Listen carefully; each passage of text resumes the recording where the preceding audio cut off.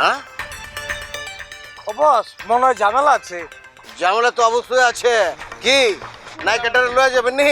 হ্যাঁ, কোনো ঝামেলা নাই ভাই ভাই। আচ্ছা আপনি কেঠা মানে আপনারও তো আমি চিনা পারতাছি না। আপনি কি করেনটা কি?